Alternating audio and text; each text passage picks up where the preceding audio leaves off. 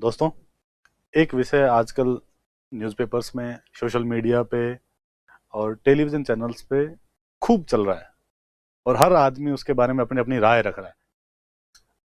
मैं बात कर रहा हूँ वैक्सीन पर जीएसटी की। लोग कह रहे हैं कि साहब महामारी का काल चल रहा है, लोग जीवन मृत्यु संघर्ष कर रहे हैं और इस समय भी सरकार वैक्सीन पर जीएसटी लगा रही है और सबकी अपनी अपनी राय है इसके बारे में। इतना सारा लोगों ने राय व्यक्त कर दी कि जो आम आदमी बैठा है वो भी उस राय के आधार पर ही अपनी राय बना लेता है। इस वीडियो के माध्यम से मेरा ये उद्देश्य है कि वास्तव में ये चीज क्या है, क्या जीएसटी है, कैसे लगती है, किस पर लगती है, किसके पास इसका जीएसटी का पैसा जाता है, ये चीजें आपके समझ में आ जाए। उसके बाद आप जैसी भी राय वो बनाएं, लेकिन राय बनाने से पहले हमको बेसिक जानकारी इसके बारे में होनी चाहिए। उसके बाद हम तय करें कि वैक्सीन पे जीएसटी वाली जो चीज है वो सही है या गलत है।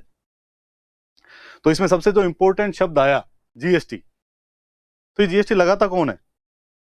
केंद्र सरकार लगाती है, राज्य सरकार लगाती है, या कोई और संस्था है जो ये जीएसटी लगाती है? तो जीएसटी लगाने के लिए जीएसटी काउंसिल बनाई गई है। अब ये जीएसटी काउंसिल में कौन होता है? तो जीएसटी काउंसिल में केंद्र सरकार के भी प्रतिनिधि होते हैं, राज्य सरकार के भी प्रतिनिधि होते हैं। केंद्र सरकार के जो वित्त मंत्री हैं वो इस काउंसिल के अध्यक्ष होते हैं।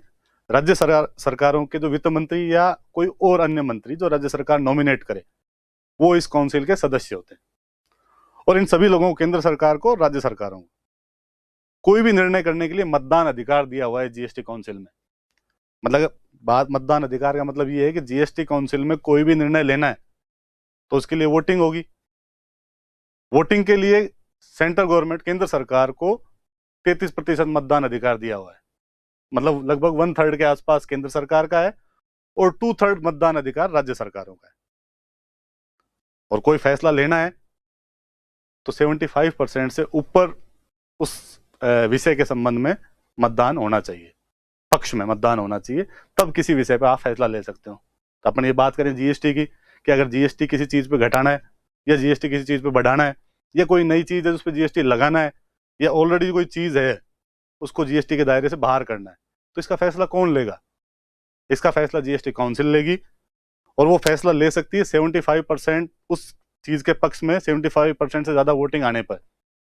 तो ये जो जीएसटी की बात कर रहे हैं, वैक्सीन पे जीएसटी जो 5% लगाया हुआ है, इसको हटाने के लिए जीएसटी काउंसिल की बैठक हो, उस बैठक में वोटिंग हो और वोटिंग में 75% से अधिक समर्थन मिले जीएसटी हटाने का वैक्सीन पे, तो जीएसटी हटाई जा सकती है।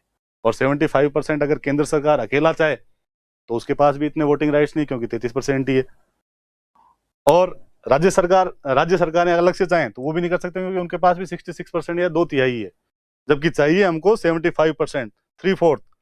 मतलब केंद्र और राज्य दोनों मिलकर चाहेंगे तो ये जीएसटी कम हो सकती है। अकेला कोई भी इनमें से जीएसटी कम नहीं कर सकता। अगर केंद्र सरकार चाहे कि इसको जीएसटी को कम किया जाए, 5% से ज्यादा कम किया जाए, तो उसको कम से कम 18 से 19 राज्यों का समर्थन जरूरी होगा। इसलिए एक जो मिथ है, एक जो भ्रम बना हुआ है कि साहब ये जीएसटी कौन हटाएगा, क्या केंद्र सरकार जीएसटी हटाएगी या क्या राज्य सरकार जीएसटी हटाएगी? ये क्लियर हो जाना चाहिए कि अगर जीएसटी कम करना है या जीएसटी हटाना है वैक्सीन पे, तो केंद्र और राज्य सरकार दोनों को मिलकर हटाना होगा। और वो जीएसटी काउंसिल की बैठक जब होगी उसमें तय किया जाएगा, इससे पहले तय नहीं हो सकता। अगली बात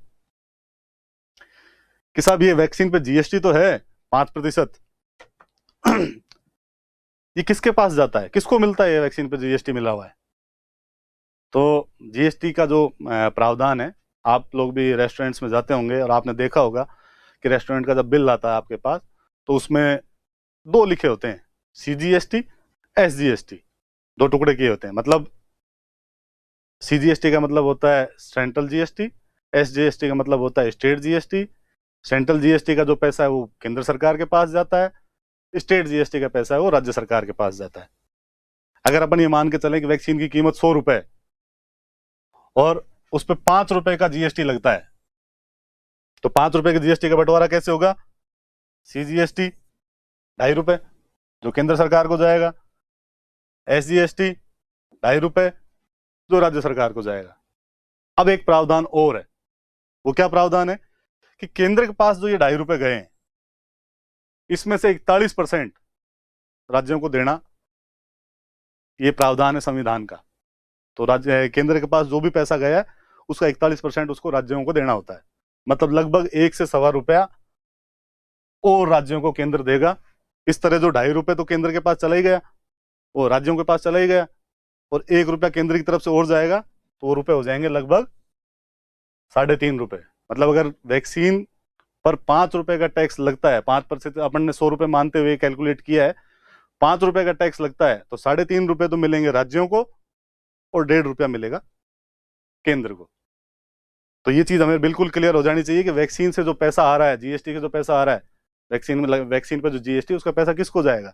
मतलब अगर 5% टैक्स है तो 3.5 राज्यों को जाएगा और 1.5 रुपया केंद्र को जाएगा।